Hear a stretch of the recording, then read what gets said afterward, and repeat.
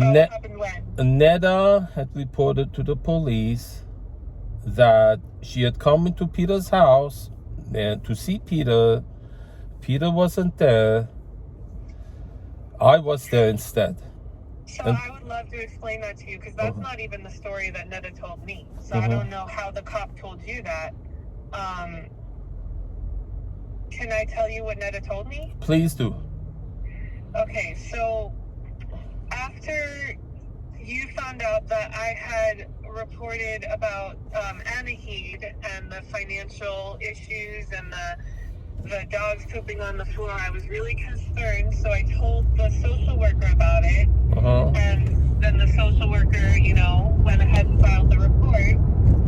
So then you found out that was me. You were angry, and then you had Neda with you, and you went to Peter's house, and you were yelling at her, and you threw water on her face. That's what she told me. Okay, go ahead. She told me you threw water on her face, and you were belittling her, and you were yelling at her, and that really upset her.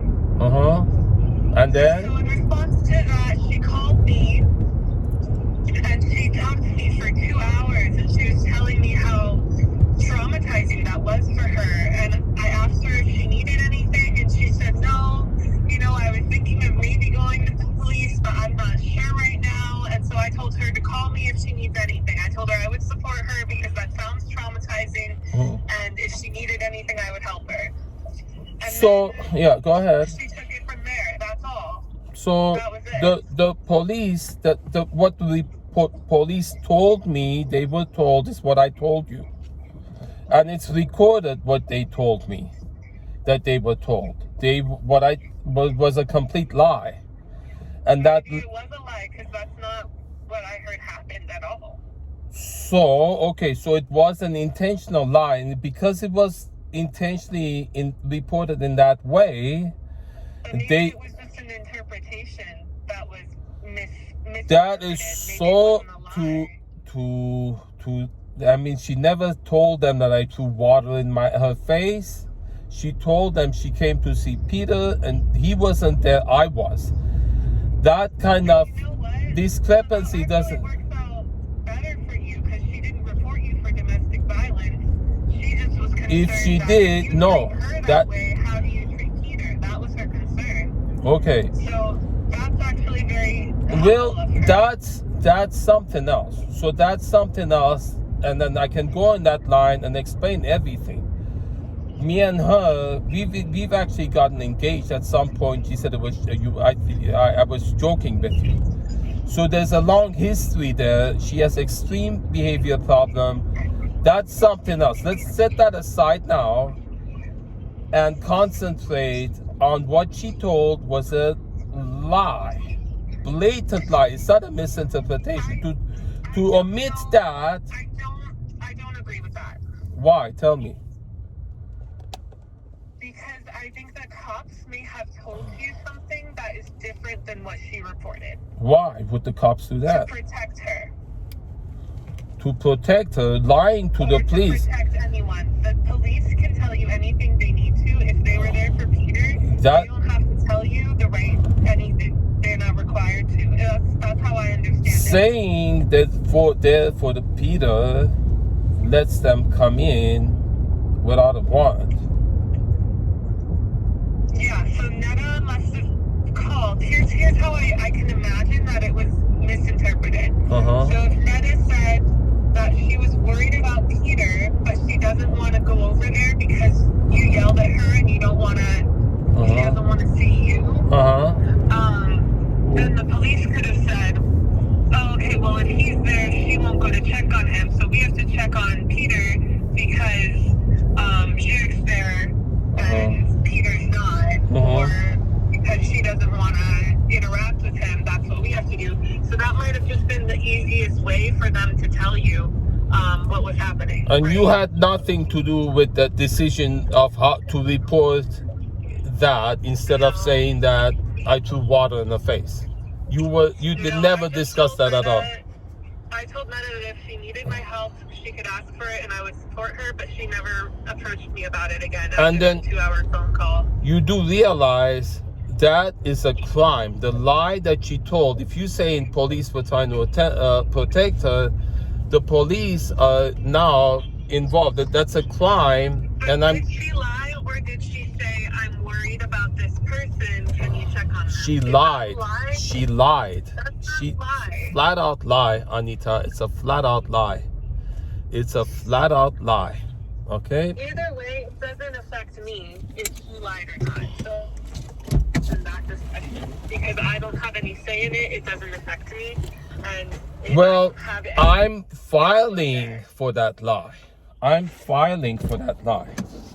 You're filing that she filed a wellness report? I'm filing that she lied to police. If you know... She just filed a wellness check. So then that was intentionally filed as a wellness check to because she prevent wanted it. To know the well-being of Peter. Yeah. That's all. And that's what the police are going to see, so there's nothing there to report. So that was intentionally done in that way. Was that intentionally done in that way as a wellness, so it wouldn't be a lie? I think it was... It would not be a violation of the law. To avoid putting you under fire for domestic violence.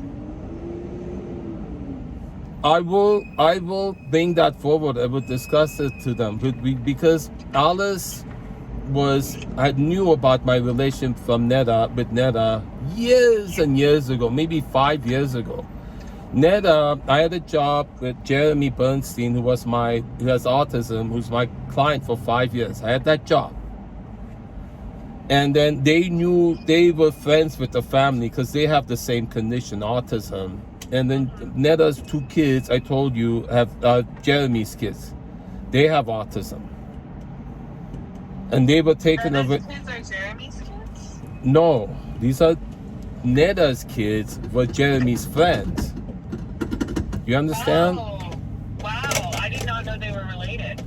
They're friends. They've known each other. And then Neda's friends with Jeremy's mom, who has the same conditions, Mayat Manchasan. She's abusing Jeremy to get money from regional center. I have that thing. You got it? So okay. There's a backstory of this you don't know. And I have that long video I had with Eric, who was also caregiver over there. I have, it's like an hour-and-a-half video of that conversation I had with Eric, we're all mandated reporters. She forced everybody to sign non-disclosure agreement and threatened, it's on that video, it threatened them, if you report the abuse Jeremy's getting so that we get money from regional center, we will sue you. You understand? That's horrible. I know, right? Tell me about it, right? Yeah. I mean, it's illegal. That's illegal. You agree to make mandated reporters who are required by law to report abuse, to force them to sign non-disclosure and then threaten them. And I have 5 years of therapy sessions about what I was going through in there. Do you understand? I could see how that would be really frustrating and terrifying to go through. So, healing sessions, therapy sessions, you name it. I have so much of them recorded. Tons and tons about that, because I was going there, I was saying that just put this affirmation here. I, Jeremy, am a responsible adult. I take responsibility for my life. I just wanted to put on a post-it note, I eat healthy, and put it on the fridge, because they were getting so much scolding Jeremy for eating bad. I went in there when I was new to get something healthy at Costco that he can just take out of the freezer, put it in the microwave, heat it, and eat it. It's a healthy salmon snack. And she was telling me, Zeke, are you a caregiver or a facilitator? Because I was working with 2 different agencies, 2 different roles. She was gaslighting me. Do you understand? So, and then I have years and years of like discussing this stuff with therapists. And then in that video with Eric, he finally, the truth comes out, because I thought it's just Manchas, but the truth comes out, she's doing that intentionally to keep him sick. All the scoldings he was getting for not doing anything with his life, for not eating healthy. When the options were there, they're intentionally preventing it to keep him fat, to keep him playing video games. They would either blackmail him, they would provoke him to hit them, because every time they said if he crosses a line, turn off the main power switch to the computer, and he would always say, I'm going to get physical, and he would.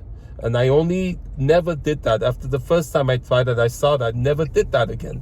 But they do that intentionally to provoke him to hit.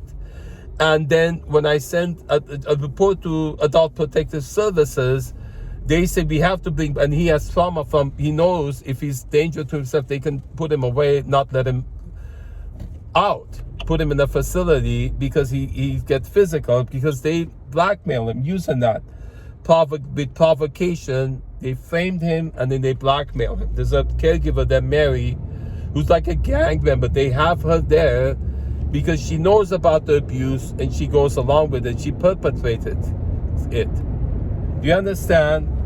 And then she actually sent picture of Hilda sitting on me to my agency when I reported them to sabotage me. You understand? This stuff going on. Now Neda, that's all this station. So Neda has the same condition. You understand? I have girlfriend like Neda that I proposed to, and I have tons and tons of videos.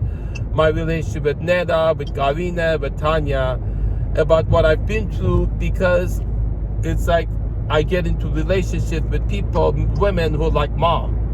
So Neda has that condition. Neda, from the very beginning, Alice told me, don't date this woman, because I told her about hydrogen peroxide, put in 1 drop of food grade in water to kill germs.